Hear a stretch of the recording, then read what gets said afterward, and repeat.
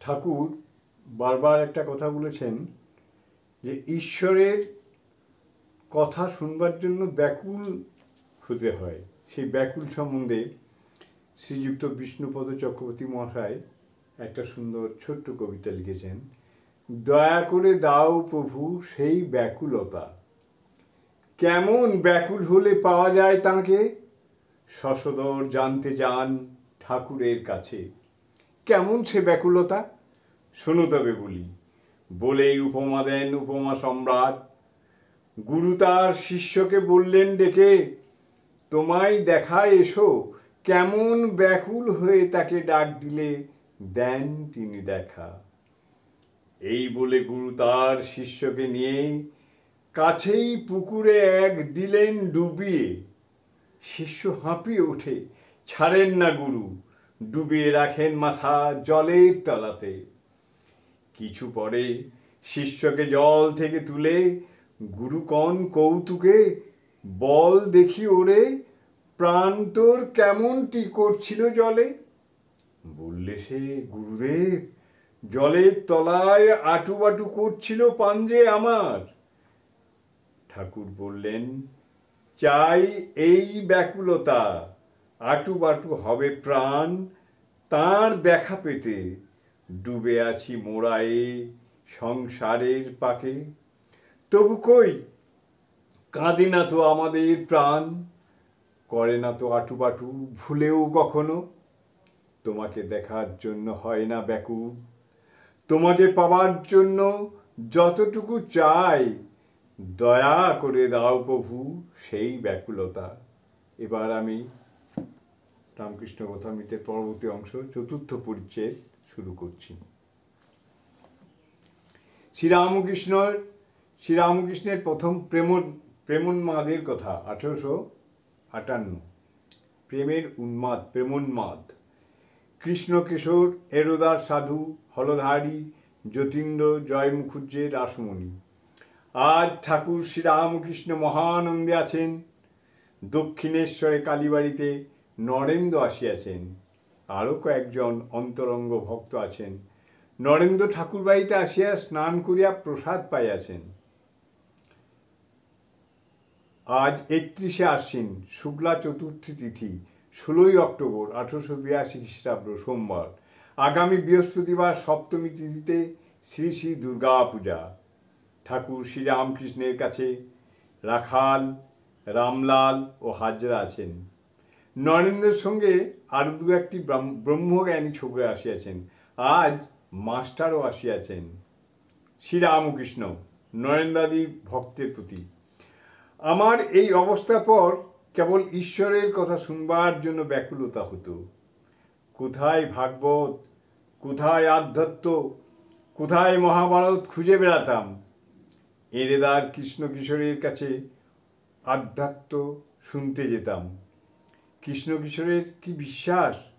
বৃন্দাবনে গেছিল, সেখানে একদিন জল তৃষ্ণা পেয়েছিল। কুয়ার কাছে গিয়ে দেখে একজন দাঁড়িয়ে রয়েছে।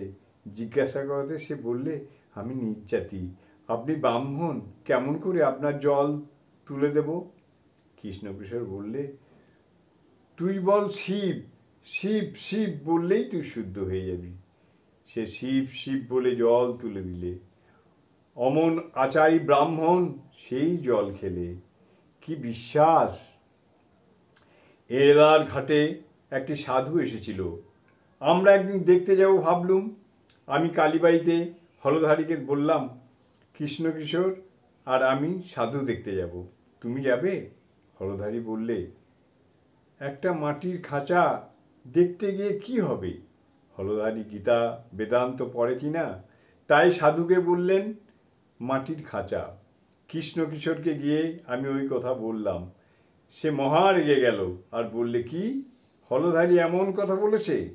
যে ঈশ্বর চিন্তা করে, যে রাম চিন্তা করে আর সেই জন্য সর্বত্যাগ করেছে, তার দেহ মাটির খাঁচা? সে জানে না যে ভক্তের দেহ চিন্ময়। এত রাগ, কালীবাড়িতে ফুল তুলতে আসতো। হলধারীর সঙ্গে দেখা হলে মুখ ফিরিয়ে নিত, কথাও কইত না। আমায় বলেছিল, পৈতেটা ফেললে কেন? যখন আমার এই অবস্থা হলো, তখন আশ্বিনের ঝড়ের মতো একটা কি এসে কোথায় কি উড়িয়ে লয়ে গেল। আগেকার চিহ্ন কিছুই রইল না, হুঁশ নাই, কাপড় পরে যাচ্ছে। তা পইতে থাকবে কেমন করে? আমি বললাম, তোমার একবার উন্মাদ হয়, তাহলে তুমি বোঝো। তাই হলো, তার নিজের উন্মাদ হলো। তখন সে কেবল ওং ওং বলতো আর এক ঘরে চুপ করে বসে থাকতো। সকলে মাথা গরম হয়েছে বলে কবিরাজ ডাকলে। নাটাগড়ের রাম কবিরাজ এলো। কৃষ্ণ কিশোর তাকে বললে, ওগো, আমার রোগ আরাম করো, কিন্তু দেখো যেন আমার ওঙ্কারটি আরাম করো না। সকলের হাস্য। একদিন গিয়ে দেখি বসে ভাবছে। জিজ্ঞাসা করলাম, কি হয়েছে? বললে, ট্যাক্সওয়ালা এসেছিল, তাই ভাবছি। বলছে টাকা না দিলে ঘটি বাটি বেচে বেচে লবে। আমি বললাম, কি হবে ভেবে? না হয় ঘটি বাটি লয়ে যাবে। যদি বেঁধে লয়ে যায় তোমাকে, তো তো লয়ে যাবে, পারবে না? তুমি তো খ গো।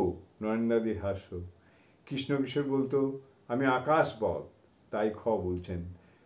অধ্যত্ব পড়তো কিনা, মাঝে মাঝে তুমি খ বলে ঠাট্টা করতাম, মাঝে মাঝে তুমি খ বলে ঠাট্টা করতাম, হেসে বলতাম তুমি খ।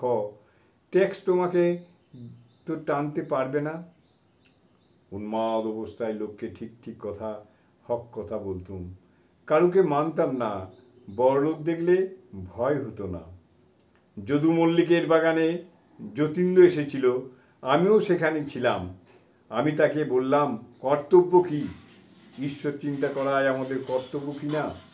যতীন্দ্র বললে, আমরা সংসারী লোক, আমাদের কি আর মুক্তি আছে? রাজা যুধিষ্ঠির নরক দর্শন করেছিলেন। তখন আমার বড় রাগ হলো। বললাম, তুমি কি রকম লোক গা? যুধিষ্ঠিরের কেবল নরক দর্শন মনে করে রেখেছ? যুধিষ্ঠিরের সত্য কথা, ক্ষমা, ধৈর্য, বিবেক, বৈরাগ্য, ঈশ্বরের ভক্তি, এসব কিছু মনে হয় না? আরও কত কি বলতে যাচ্ছিলাম, হৃদে আমার মুখ চেপে ধরলে। যতীন্দ্র একটু পরেই আমার একটু কাজ আছে বলে চলে গেল। অনেক দিন পর কাপ্তেনের সঙ্গে সৌরিন্দ্র ঠাকুরের বাড়ি গেছিলাম। তাকে দেখে বললাম, তোমাকে রাজা টাজা বলতে পারবো না, কেননা সেটা মিথ্যে কথা হবে। আমার সঙ্গে খানিকটা কথা কইলে, তারপর দেখলাম সাহেব টাহেব আনাগোনা করতে লাগলো। রজগুণী লোক, নানা কাজ লয়ে আছে। যতীন্দ্রকে খবর পাঠানো হলো। সে বলে পাঠালে আমার গলায় বেদনা হয়েছে। সেই উন্মাদ অবস্থায় আর একদিন বরানগরের ঘাটে দেখলাম জয় মুখুজ্জে জপ করছে, কিন্তু অন্য মনস্ক। তখন কাছে গিয়ে 2 চাপড় দিলাম। একদিন রাসমণি ঠাকুর বাড়িতে এসেছে, কালীঘরে এলো, পূজার সময় আসতে আর 2-1টা গান গাইতে বলতো। গান গাইছি, দেখি যে অন্য মনস্কা হয়ে ফুল বাজছে, অমনি 2 চাপড়। তখন ব্যস্ত সমস্ত হয়ে হাত জোর করে রইল। হলদারিকে বললাম, দাদা, এ কি স্বভাব হলো, এ কি উপায় হলো? তখন মাকে ডাকতে ডাকতে ও স্বভাব গেল। মথুরের সঙ্গে দীর্ঘ 1868 কাশীতে বিষয় কথা শ্রবণে ঠাকুরের রোদন। ওই অবস্থায় ঈশ্বর কথা বই আর কিছু ভালো লাগে না। বিষয়ের কথা হচ্ছে শুনলে বসে বসে কাঁদতাম। মথুরবাবু যখন সঙ্গে করে তীর্থে লয়ে গেল, তখন কাশীতে রাজাবাবুর বাড়িতে কয়েকদিন আমরা ছিলাম। মথুরবাবুর সঙ্গে বৈঠকখানায় বসে আছি, রাজাবাবুরাও বসে পড়ে আছে। দেখি তারা বিষয়ের কথা কয়েছে, এত টাকা লোকসান হয়েছে, এইসব কথা। আমি কাঁদতে লাগলাম। বললাম, মা, কোথায় আনলে? আমি যে রাসমণির মন্দিরে খুব ভালো ছিলাম, তীর্থ করতে এসে সেই কামিনী কাঞ্চনের কথা। কিন্তু যেখানে দক্ষিণেশ্বরে তো বিষয়ের কথা শুনতে হয় নাই। ঠাকুর ভক্তদের, বিশেষত নরেন্দ্রকে একটু বিশ্রাম করিতে বললেন। নিজেও ছোটোখাটিতে একটু বিশ্রাম করতে গেলেন। জয় ঠাকুর, জয় ঠাকুর।